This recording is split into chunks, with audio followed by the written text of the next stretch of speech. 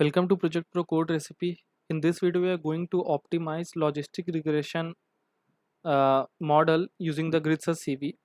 So this is my code snippet. I have copied this code and I pasted that in my Jupyter notebook. I'll explain to you the code over here as well as run this for you. So first of all, let's understand logistic regression. So logistic regression is similar to is the same as linear regression, but just we put it in the form e to the power minus of y equal to mx plus c. So logistic regression is a classification. Although the name is regression, but don't get confused. It is a classification model, uh, and the value of logistic regression lies between 0 to 1. Now, parameters.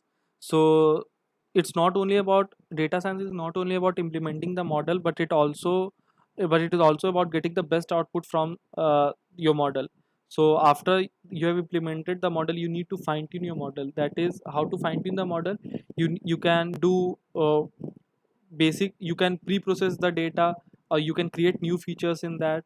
Apart from that, you can also do hyperparameter tuning. That is, you can tune the parameters of your model to get the best result. Now here grid search CV comes into play. So there are there are two types: random search CV and grid search CV. In this video, we are going to deal with grid search CV. So grid search CV. So yes. So what grid search CV does? Grid search basically you pass a list of parameters that you on which you want to perform hyperparameter tuning.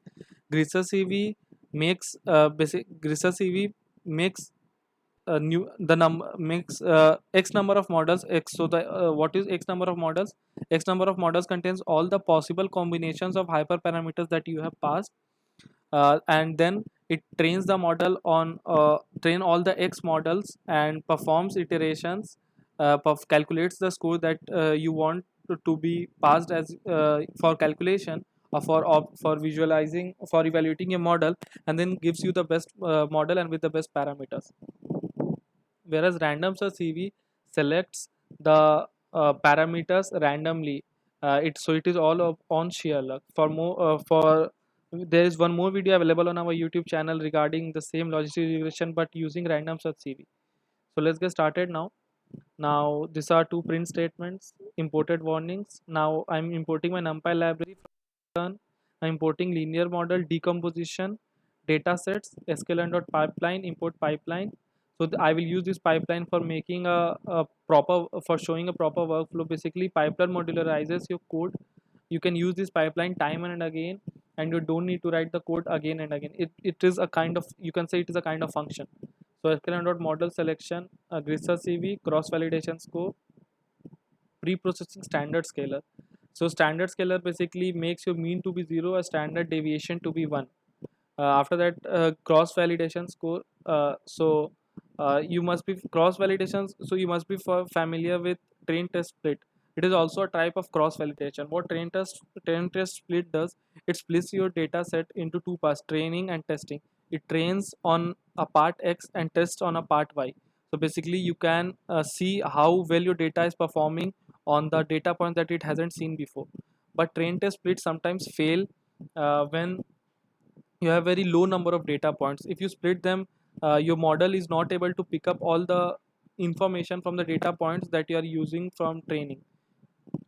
Now in those cases, cross validation score comes into play. So you need to pass a parameter, suppose 7.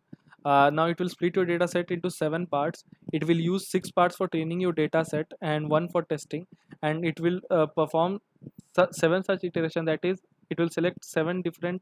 It will again select for it will do the for the first part. It will again select another 6 data sets that it has splitted into, and 1 for training.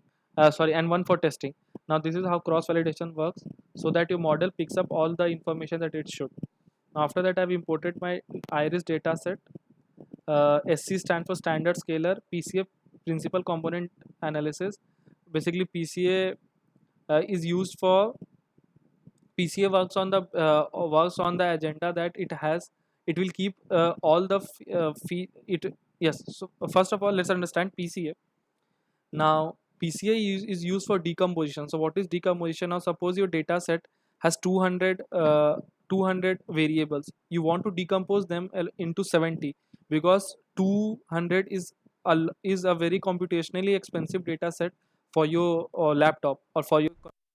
So you want to reduce them to less number of data sets, but you still want to create to uh, extract or to keep the essence of your data set, so that so that those reduced 70 variables contains on the information.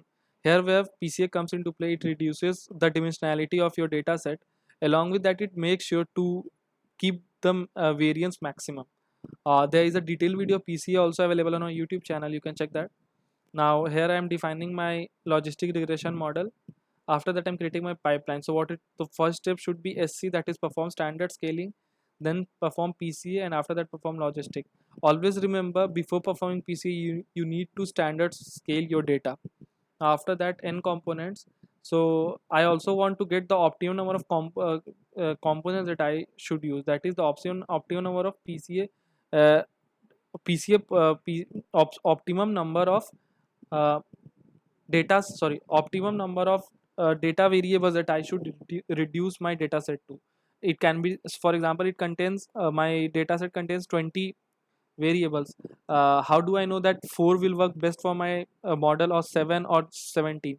So here I'm passing my n component. Now C np dot log space.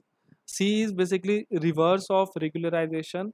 So like regularization basically prevents your data from prevents your model from overfitting. The lower the C, the stronger it makes, the more it makes sure that you that the regularization is higher. It makes sure that your model is not getting overfitted. Now penalty L1 to L2.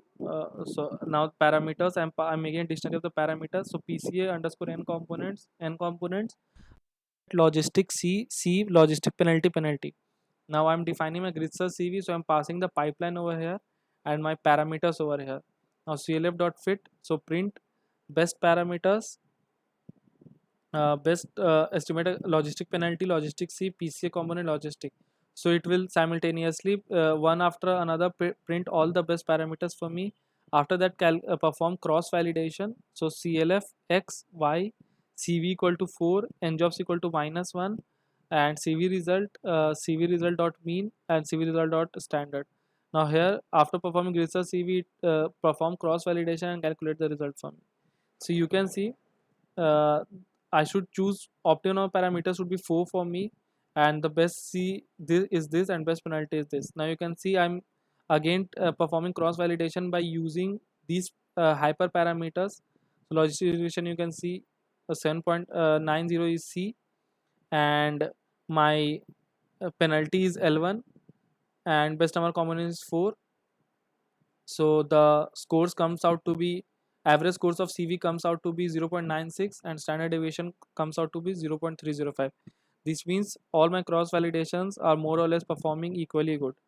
So this was all about codes in this video. For more industry relevant project, you can visit our website, and for more recipes like this, you can visit our YouTube channel as well as website. You can also get customized recipe of yourself by using the click here function over here. So this was all for this video, and the URL for the code of this video will be available in the description below. Thank you.